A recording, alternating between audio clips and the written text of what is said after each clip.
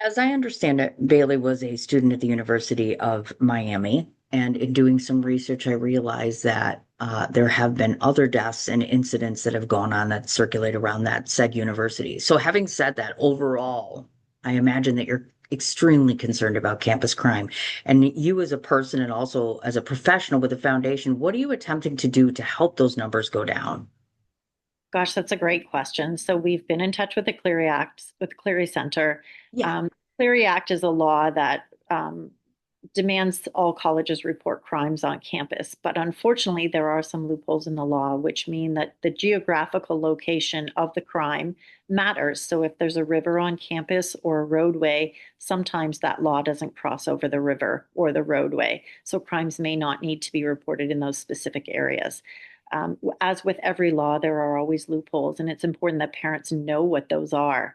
The Illicit Drink Spiking Act is another law that we're looking at. So currently in 26 states, they are not allowed to test for rufinol or GABA in the system unless there's been a sexual assault. So if somebody gets away from a victim gets away and they've been assaulted but not sexually assaulted, they can't press charges because they can't get the evidence.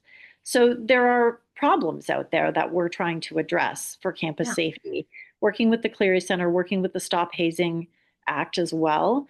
And we've actually partnered with the Gabby Petito Foundation to launch a nationwide program similar to Mothers Against Drunk Driving. And what Okay. we're hoping to do with this college campaign program is to bring together many foundations who have recognized the dangers that are what we call hidden dangers for Okay. college and share that in an educational based platform with students and parents across the board. So people really understand what's going on behind the scenes and they really understand what are the policies, what are the protocols, what are the laws in place, and how are they all working, rather than just assuming that everything's been taken care of, because that's not always the case. Sad but true. As to the university itself, did they reach out to you? How were they in regard to this loss?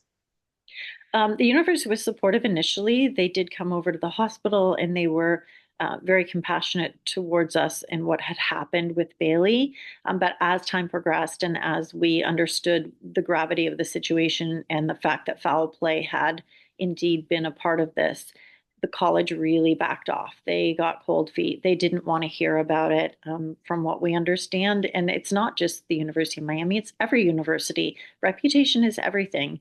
And, they really don't want that tarnished look. They don't want to be known as a school with a dangerous environment or to have students think that perhaps they're more dangerous than they are. And so, what we're hoping to get is the Corey Safety Act passed. And the Corey Safety Act is a bill that is currently in Congress that would force colleges to be more transparent, that they would have to keep the data on any accidental or pedestrian fatalities, number of deaths by alcohol, drug overdose, all kinds of stats and data on their campus so that parents would know how many kids had died on campus the year previous, and it wouldn't be such a big secret. More transparency always helps. Betcha. Um, Obviously Bailey's not here, but if you could go back and she's at campus or to anyone that watches this that has children in college, what would you say to them to keep them safe or to try to ensure that nothing happens to them? What can they do? Oh gosh, there's so many things, so many messages that we can convey to them. But one of the biggest ones I think is to um, really remind kids that it's okay to call 911 Yeah. and be wrong. It's okay if you make a mistake and it's not really an emergency. Call first and question it later. We are so programmed to wait, wait, wait, wait. And we wait thinking it's okay, it's going to be okay. I don't really need them. I don't really need them. And in Bailey's case, the minute she called and said, "Come help me, something's wrong. I can't use my phone," that was a 911 call. They needed to send her help. And nobody knew that and nobody recognized that. The second piece is amnesty. We really need to look at amnesty law. So, amnesty law protects those who've been drinking underage in the case of a medical emergency. Was that a medical emergency? That's really a gray zone for kids. They don't know, is she in danger? Isn't she in danger? Will we be in trouble if we Yeah. call or won't we? So we really need clarification for students and parents on that amnesty law and understanding what is the repercussion for the students who call. And if they are found to be drinking underage, are they going to be on probation for the college? Are they going to get kicked out of school? Is there going to be any kind of suspension? Because if there is, then we're putting more barriers in place to help people. Yeah, I get you. On the other side of the fence, you've talked a great deal about the limitations imposed upon you because Bailey wasn't under 18. So clearly that changes the laws as far as that goes. You clearly have broken down by state on your website healthcare documents where people can go ahead and fill those out, hopefully with a donation, of course. So healthcare proxies. Obviously, you have other children. I'm assuming that all of them have their P's and Q's all dotted and they have their proxies, and moving forward, you are very diligent about that. Had you even considered the need for that prior to this? No, absolutely not. We didn't even know about it. And Yeah, of many, many people we've asked, they don't know and didn't know. And it's not just regular people. These are physicians who will say, gosh, I don't have that for my own kids. Or attorneys who will say, gee, you know what? I work in this industry and I never thought about it for my 18-year-old. Because people don't think it's going to happen to them, not right. my kid. And sadly, we just don't know until we're there. You But I betcha. will say to people, one of the biggest things that will push them, because we're all as human beings inclined to think nothing will ever happen to my child. They won't be in a condition where I have to sign forms to agree to them to die or whatever that horrible scenario might be. But Yes. one thing parents can relate to is the HIPAA waiver. So if nothing else encourages you to get the forms, think about the mental health crisis. Think about the HIPAA waiver. I've had parents call me and say, look, my son didn't go to school for 5 weeks. No one called me. And he hung himself in his dorm room. Why? Because they didn't have a HIPAA waiver. So your child may not be in a horrific tragedy where they're incapacitated and you Yeah. need to do the power of attorney. But I'll tell you what, you want that phone call. If your child is having mental crisis or anything is going wrong or something's happened at the school, you need to be notified. Sure. Without a doubt. I mean, all of us are parents, no matter what age your child is, and we're always responsible for them here more so. But yes, maybe to those that do not know, can you talk a bit about with having a healthcare proxy, what does that allow a parent to do? The healthcare proxy can be written with all kinds of discrepancies in it, Yeah. but basically, there's four different forms. The proxy you can fill out online. You can download the forms for free, fill it out, take it and get it notarized, keep a copy on your phone. You can go to a lawyer and have them done up, or you can go to something like Mama Bear and have them done online for you. Yeah. There's many different ways to get them. But the bottom line is it basically gives someone else the authority to make decisions on your behalf should you become incapacitated. And what would your wishes be? So in Bailey's case, had I been the primary decision maker for her being incapacitated, I would have that authority to make choices on her behalf, whether it Yeah. was life and death choices or even to get her medical records and get a second opinion for her. Yes, I see. Because I believe that I had read that you had said at one point Bailey would not wanted to live in the condition that she was in because she had been in a coma for a significant amount of time. So you believe she probably would have been okay if her life had stopped sooner, perhaps, meaning Yes. taken off or Right. So one of the other issues we had was not being able to get her health records. So we wanted Mm, a second opinion within the first week. She got it. had such significant injuries. She had a Glasgow Coma scale of 3, which is the lowest neurological evaluation before death you can have. And so we had friends in New York and Boston who were neurologists who said, "Look, send me the scans. I'll give you another opinion." But we couldn't get the scans because we didn't have the healthcare proxy in place. Got it. So we didn't have authority to get her private information, even though she was my daughter.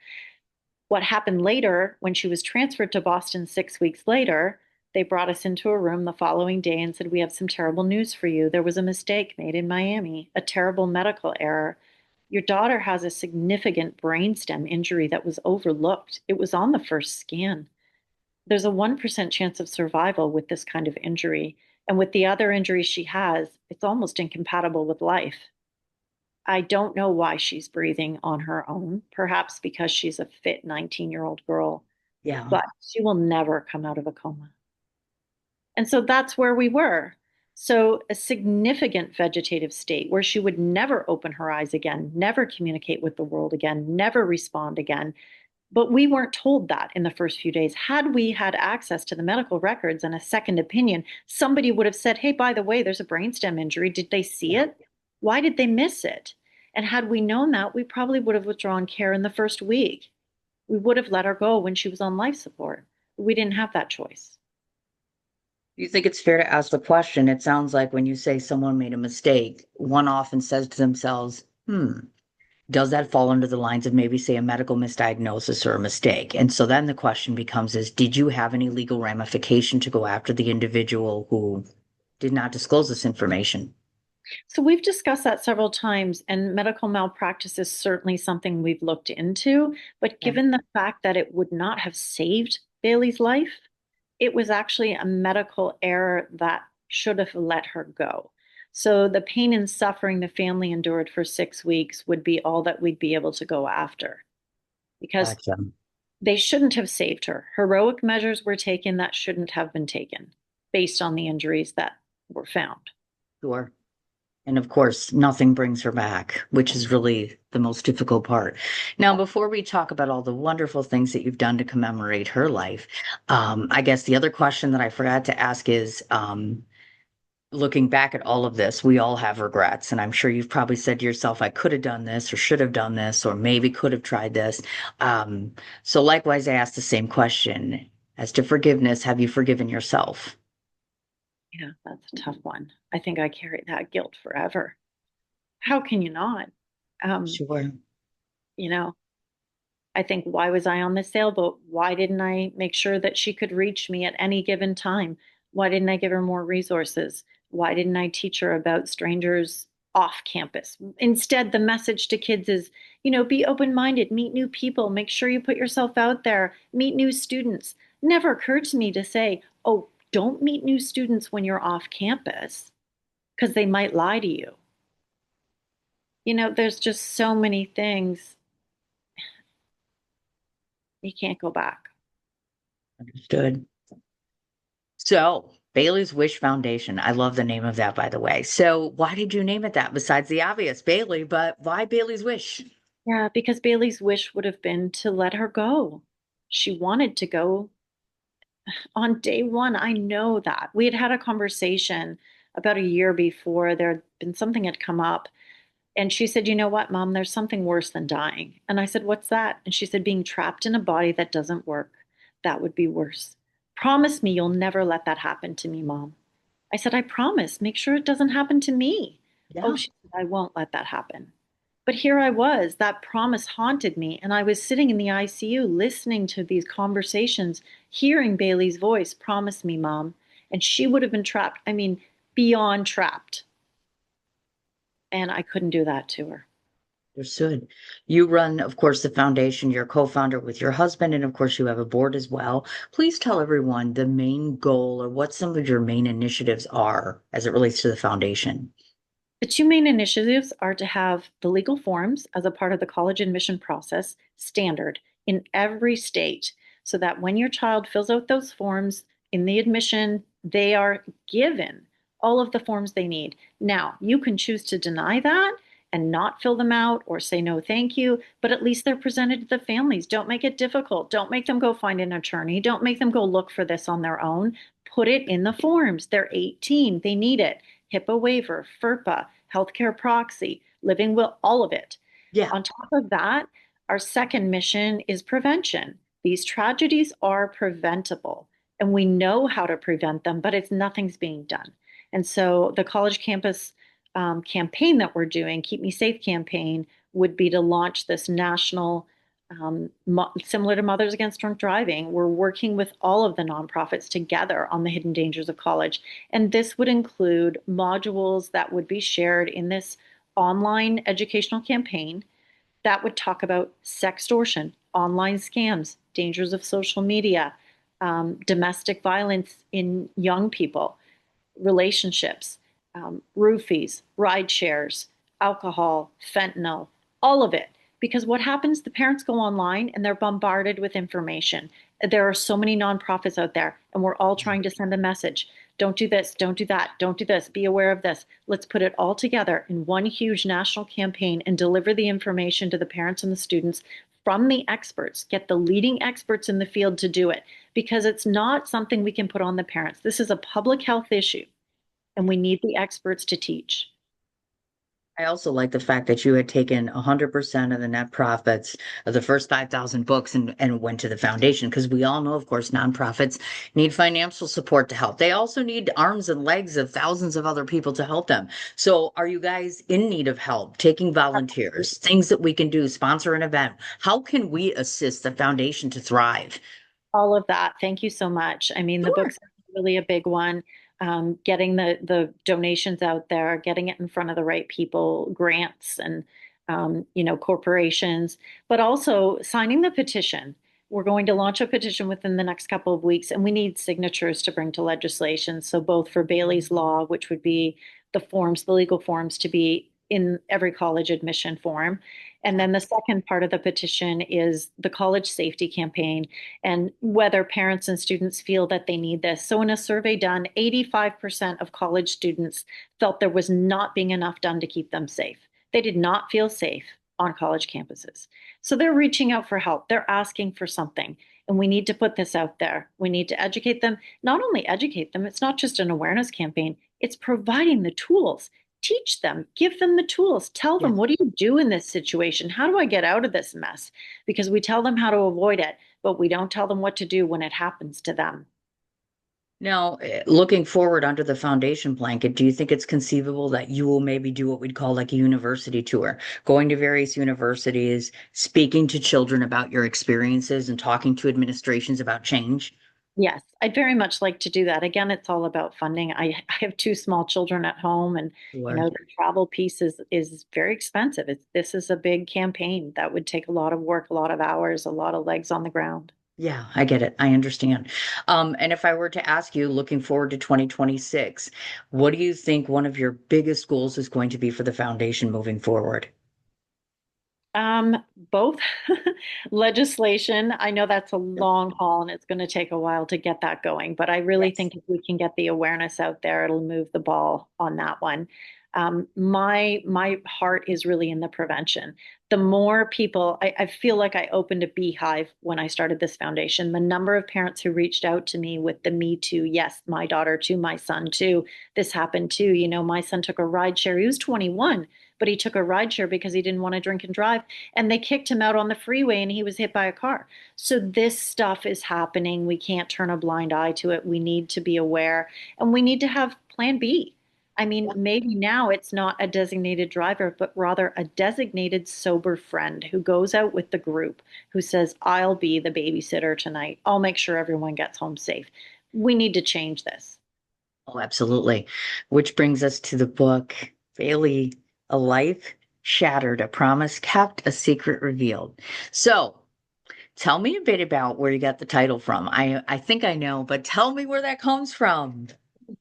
Well, the title, of course, we looked at every title possible. And at the end of the day, Bailey's name is so unique. And Yeah. that was how she wanted it spelled. So it's actually not her birth certificate spelling. Yes. But yeah, she liked that name. So we honored her by spelling it that way. A life shattered, a promise kept was my promise to her. I promise I'll never let you live in a trapped in a body that doesn't work. That was my Yeah. promise. She also promised me, which is an interesting twist on this. It gets a little bit spiritual here, but we'd done in vitro, and just before Bailey left for school, we were looking at the embryos at the kitchen table. We had 4 embryos, and she turned to me and she said, Mom, I promise you, if something ever happens to me, I'm coming back as one of these embryos. And that just sent chills down my spine. And I said, Bailey, why would you say that? And she Right. said, "I'm just saying, Mom, I'm just saying these kids are going to have such a great life and every opportunity available. And I just wanted you to know that." So it haunted me again when all of this was happening. Yeah. Uh, and then A Secret Revealed was really the incredible messages that came afterwards. And, you know, we all come from different faiths and different spirituality, but Yeah. when you're presented with this kind of tragedy, it is overwhelming, that quest for eternal life. And we all want to know that we continue to exist on the other side. Yeah. And I can tell you without a shadow of a doubt, the messages that came through for me from Baylie were extraordinary. These were beyond coincidence, right from the book on her nightstand, which was called Into the Gray Zone by Dr. Adrienne Owen, about a young woman trapped in a body that didn't work. She was reading about being in a coma before this ever happened. The bookmark she was on was about a 19-year-old girl hit by a car in a coma. I mean, you just can't even make this stuff up. Right. He became the first patient in a clinical trial at Mass General on a functional MRI in the search for consciousness in the patient in a coma. That's what she was reading about. That's what the book was about. The book was about the functional MRI, and Dr. Adrian Owen was in the UK, and the study had been done in the UK and in Canada on vegetative patients or patients in a coma who were actually awake and aware inside of these bodies that they couldn't communicate in any way at all. People thought they were unconscious, but 25% of them were awake and aware, and they learned how to communicate with them through the functional MRI. Baylie became the first patient in the US for them to do that on in a trauma patient in a coma. And the functional MRI was crystal clear. She was not there. She was not awake, and not aware, and not trapped, and not in there. But for me, that was her message to me to say, Mom, let me go. Let me go. Hmm. If I were to ask you, because nowadays there's about 18 million books out there, and I know the reasons why your book stands out, but please tell everyone three good reasons why they should invest in their time and their heart in reading your book. One, because everyone thinks not my kid. They think it can't happen to them. There's been a little bit of pushback on my book because of the financial status we currently are in. I married a man who did well financially and have a very different life from the life I had for the first 20 years of my life. That being said, we live in this strange reality that people think it won't happen to them. They think if they live in a great community and send their kids to a good school and surround themselves with the right people, they're going to somehow magically keep them safe. And somehow you're in a bubble. And I wanted to make that loud and clear that it doesn't matter. It doesn't matter what your status is in life. It doesn't matter where you live. It doesn't matter the community you surround yourself in or the way your child is raised. These dangers are out there. And Yeah. even the smartest, brightest kids can fall trap to them. And it can happen to you. It can happen to anyone. That's first and foremost. Okay. Secondly, it's a big awareness to people to understand that what actually can happen. What are the laws that failed us? Because Yeah. I think a lot of people are pretty surprised. They didn't know that. They thought next of kin was enough. They had no idea this could possibly happen. And thirdly, this book is really a love story. This book is truly an inspirational story of resilience and never ending love. And for anyone who has faith or spirituality or needs to know that there's existence beyond this earth and beyond our human form, I think you'll find it very powerful. The messages that were sent to me are truly synchronistic. So moving forward, this September 27th, which I assume every September 27th is difficult, there are some that have said in the past that sometimes you can bring a small light to a day of passing, period. So for you, what does that day look like? Um, it's always a painful day, I'm not going to lie. Yeah. There's just nothing that can change that horrific memory of what happened, what we went through, and a tragic life lost. But I have to have faith that this is only a small part of our existence and that our journey on earth is a part of our contract. It's a short journey. We're here for a reason, that we all have a purpose. We all have something to contribute. And Baylie was doing that. She was doing her job. She was here for a short life. It was her soul's contract. And she has a bigger purpose, a bigger mission, a bigger place. And one day I'll understand it. So before I ask you all the ways where people can find you and your products and information, I guess my last question to you would be, if your child were sitting here right now, what do you think she would have to say about your efforts? She would give me the biggest hug and say, Mom, I am so proud of you. Thank you. You understood. You heard me from the other side. This is what I wanted you to do. Very nice. So, If people want to find Bailey's Wish Foundation, if they want to see you on social media, if they want to purchase a book, where can folks find you? baileyswishfoundation.org. Mhm. Baylie.com is the book website. We Yeah, do ask if anyone's purchasing the book to consider purchasing it directly from the website because all of the proceeds go to the foundation. that's If right. you Okay. purchase it from Amazon, which is great, please don't get me wrong. We love any Yeah. purchase that will contribute to the nonprofit. But of course, Amazon takes 40%. So we do lose a little bit there. Um, there are many social media platforms that we are on. Please follow us on Instagram, X, Facebook, all of it. And we'll keep you posted on what we're doing with the foundation and all the great, amazing things that we're changing. And hopefully, with a little bit of luck, we can get the college accreditation boards to pay attention to this campus campaign that we're doing and get the education into the schools. Gotcha. Now, as far as events goes or anything upcoming, or if people want to meet you in person, do you have anything coming up at all where they get that opportunity yet? I do a lot of guest speaking engagements. So Okay. currently, I'm doing a lot of book clubs and going and speaking to different people in their book clubs. I have done some corporate events. I'll be doing, I'm a panel speaker on the Ad Council for Youth Mental Health Nice. coming up in the Okay. fall.